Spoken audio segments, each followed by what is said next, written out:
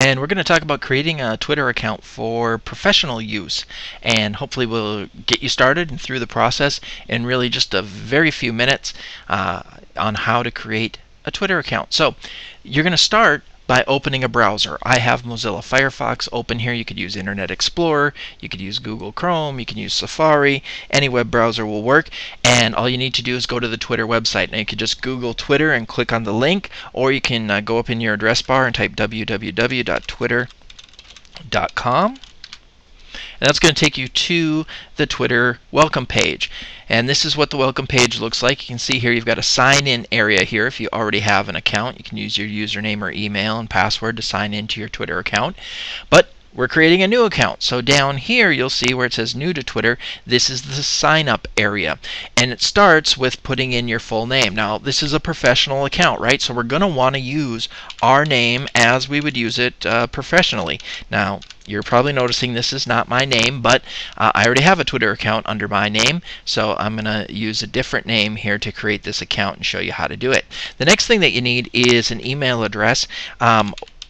Twitter limits the number of accounts per email address to one. So one email address, one account. You can't use the same email address for multiple accounts. So this will have to be a unique email address that has not been used for a Twitter account before. And then finally you put in a password. And again, you should use a secure password that will not be easily hacked. Capital letters, some numbers, maybe even a special character. Give you a nice strong password that won't be compromised. That's all you need, and then you click this sign up for Twitter button.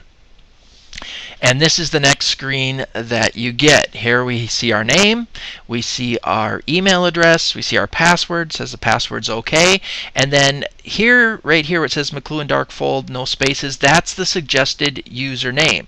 Now this one happens to be available. If your name's John Smith, it's not going to be available, John Smith as a username, but Twitter will suggest some alternatives that you could use. I think it's important when you're using it professionally to use a Twitter username, and we call it a handle, that's as close to your actual name as possible. I've sort of broken this rule with my own account. Years ago when I created my account, I used the username ndbob, and it has some of my name in there, but it's not clear when you see that, oh, this is Bob Birch, the guy from NDSU Ag Communication. So you might want to make sure that you are clearly identified as yourself with your username as close as possible, given the limitations that your name might be taken as a Twitter handle already. Okay? So a couple other things that you can do on this particular page. One is you can uncheck or leave checked these two boxes. One is says keep me signed in on this computer. That can be a security risk, especially if you're on a public computer or if you're on a computer that other people are going to be using. You don't want, when they open up a browser, for them to be signed into your Twitter account, so you may want to uncheck that. The other thing you might want to uncheck is tailor Twitter based on my recent website visits. This is where Twitter looks at your web traffic and tries to suggest Twitter accounts for you to follow based on the kinds of sites you go to. It's up to you whether you want to keep that checked or not. It does, if you leave it checked, it does let Twitter sort of look at your web traffic for this specific purpose.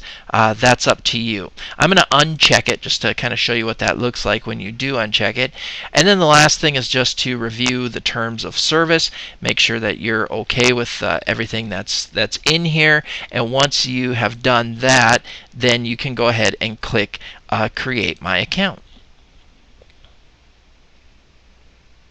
So now we've gotten to the point where we've created our account, and Twitter is going to walk us through the rest of this process. And so all you need to do that is click the next button here, and Twitter's going to take you to a screen where it's asking you to follow people, and you're not going to be able to move on from this until you follow 3 people.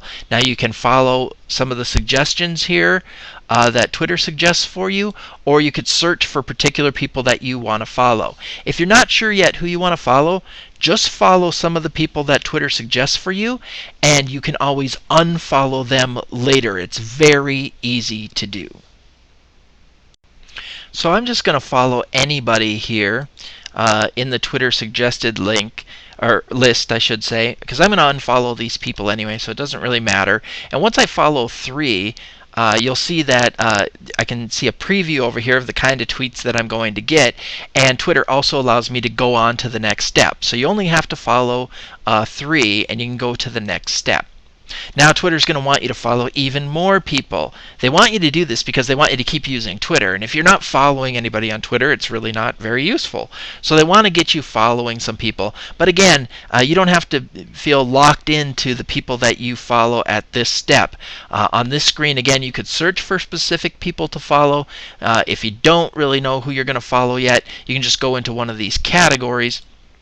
And again, once again, follow some of the suggested people is what we're going to do here, with the intention that, you know what, we're going to unfollow these people anyway once we get our account created. So I'm going to go ahead and follow 3 of the suggested people from Twitter, and once I follow 3 more, now I've got 6 total people that I'm following.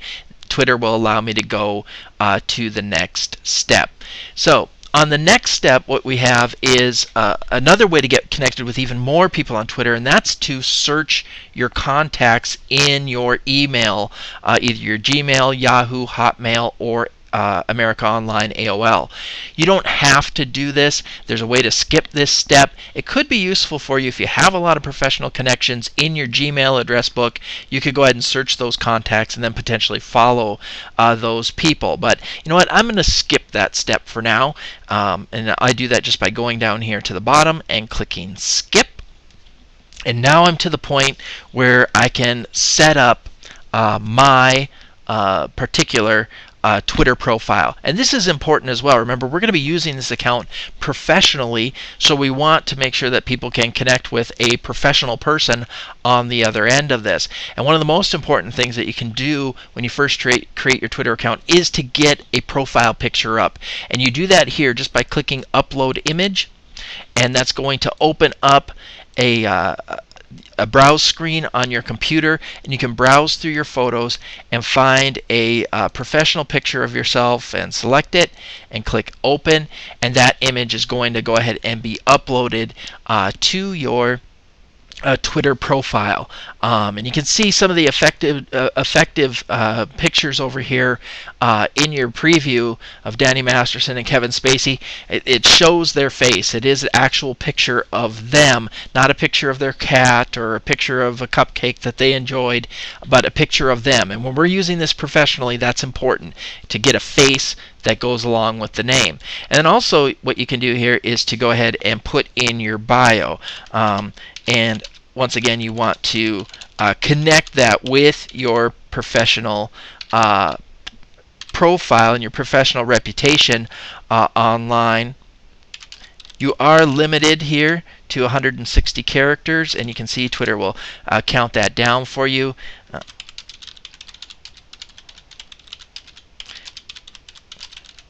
And I'm just getting a few things in here. One of the other things to think about in your bio is that keywords that you use in your bio. If people are searching for people to follow on Twitter, and they search for cooperative extension, for instance, if you have cooperative extension in your bio, then that potentially your account will potentially come up in terms of people to follow. So upload your image, your profile picture, include your bio, and then just click the done button. And there we go. We've got our Twitter profile set up. Now, I had a little bit of trouble uploading my image. I'm sure yours will work fine. You can get that uploaded. But now you've got your Twitter account. You can see you have a box up here at the top that asks you to confirm your email address. That's very easy to do. Just go to the email address, go to the email program and for the address that you used, and you'll have a message there. Click the link in the message, and that will confirm your email address for this account. And now, to get rid of those people that we followed, in order to get our account set up, what we're going to do is go to following here and just go down here. Here's all the people that we followed, and we just start clicking unfollow. And now we've unfollowed those people, and we can go ahead and start finding people to follow who will actually help us in our professional development. Okay, so we've unfollowed all of those people that we followed just to get through the account creation process. So our timeline is empty and we're not really seeing anybody to follow. So if you want to find some people to follow, one way to do that is to go ahead and start to search for things that are of interest to you. And there's a couple of different tools that you can, or a couple of different terms or ways to use terms to search. One is just to search for particular terms. Let's take gardening, for instance. Okay, so if I search gardening, here are all the tweets, the actual messages that have the word gardening in them, and there's a lot of them, and not all of them have to do with gardening. But if I look up here at the top left, you can see I can also look at people who have gardening either in their Twitter name or in their bio. And that's why putting those keywords in your bio is important, so you can help to find people. So now I can look through here and see if there's someone that I'm interested in following. If I'm not sure based on the name and the bio, I can actually click on that account and look at the kinds of tweets that they're sending and see if those messages might be useful to me. And once I find somebody who might be sharing information that I can use professionally, that I'm interested in, all I have to do is go ahead and click the follow button next to their account.